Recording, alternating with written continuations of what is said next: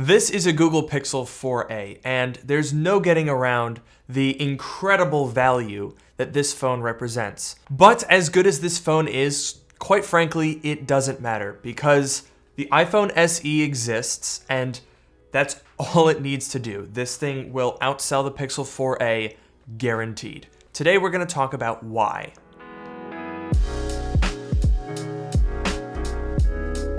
So let's start by unboxing the Pixel 4a. Now you can already see that this is an absolutely tiny phone box with a very small, by today's standards, phone inside of it. This is a trend that I absolutely love. 2020 is the return of the budget phone. It's also the return of the small form factor phone, and I am here for that. I absolutely love small phones, and they've been neglected in recent years, but that's finally starting to change. Apple's recent entry in the small form factor iPhone category is the SE, and, well, it's a little strange because it's not exactly new, right? So this is a 2020 released product, but the body of it is an iPhone 8 from 2017, and the footprint, the form factor, is essentially from 2014, so not exactly the most updated phone out there. And that's where the Pixel 4a is different. This is not a recycled design. This is a brand new, bespoke design. We've never seen it before, and I have to say, I think it looks great. Just like the Pixel 3a, this phone is plastic, but honestly, on first impression, it feels pretty solid. It's got a really nice matte finish, and you can tell that this is thick plastic.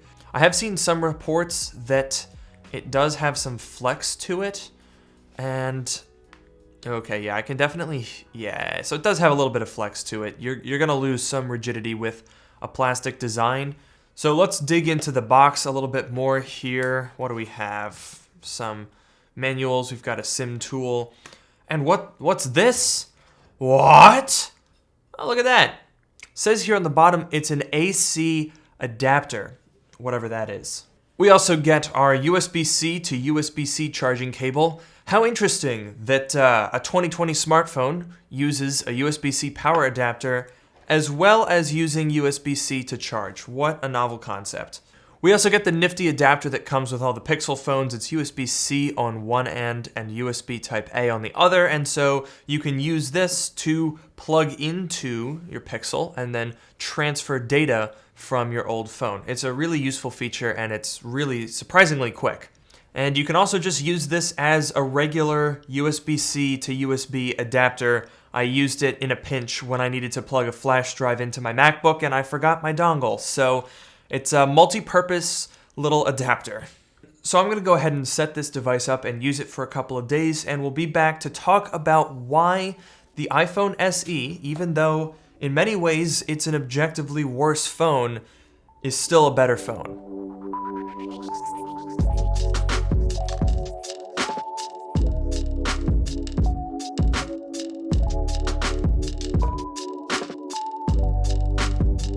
Pixel 4a is simply an outstanding value. There's no other way of looking at it. Even setting aside the user experience and the operating system, you're getting a brand new phone with a 5.8-inch OLED display, 128 gigabytes of storage, and it's only going to set you back $350. That's used phone money. The 4a undeniably beats the iPhone SE in a number of ways. The SE is an old design, an LCD display, $50 more expensive, half the storage, worse battery life, and arguably a less advanced camera too. This camera is legitimately so good that you would get your money's worth if you bought this phone purely to use it as a secondary camera. I'm not even joking, it's fantastic.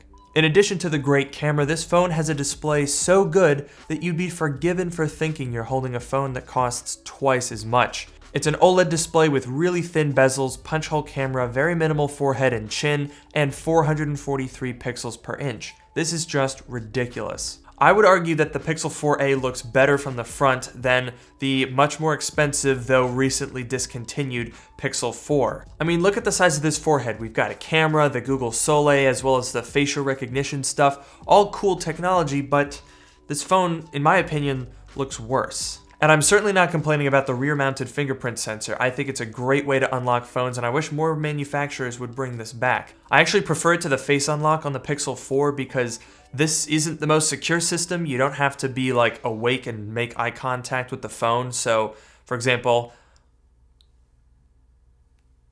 it unlocks when I'm like passed out.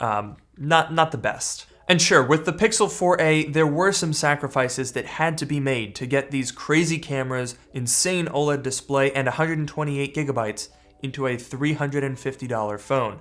The body is plastic, and it feels okay, but not superb, and definitely not on the same level as the aluminum glass that make the frame of the iPhone SE. The speakers are also pretty tinny and quiet, and we don't have wireless charging either. My other complaint is that the 4a doesn't feel as smooth and silky as most new phones, and it certainly doesn't come close to the iPhone SE. And that's part of the problem when any manufacturer tries to take on the iPhone SE. This thing is pretty much immune to competition. It's marketed towards iPhone customers who legitimately do not care at all about screen-to-body ratio, OLED displays, modern designs, anything like that. All they want is a phone that works, is well-built, fast, and will last forever. iPhone SE is the undisputed champion of that. At least 5 years of OS upgrades and using the same guts as flagship $1,000+ iPhones, that is what wins people over. Sure, there are some niceties like aluminum and glass build, wireless charging, portrait mode, but this phone does not sell based on features. It sells based simply on existing.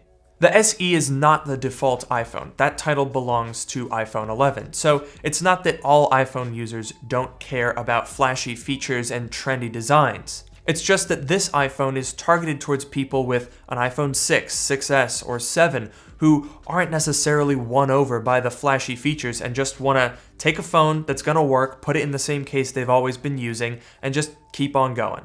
It's really great that multiple manufacturers are paying attention to this category, but it's almost misleading to even compare the SE to the likes of the OnePlus Nord and Pixel 4a. That's not to say the Pixel 4a is bad. You cannot argue with the value this package provides.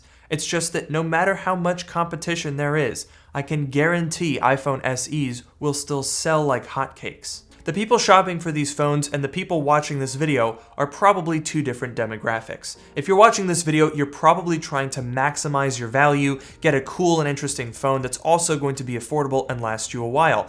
If that were the case, if I were an enthusiast, the Pixel 4a is the obvious choice.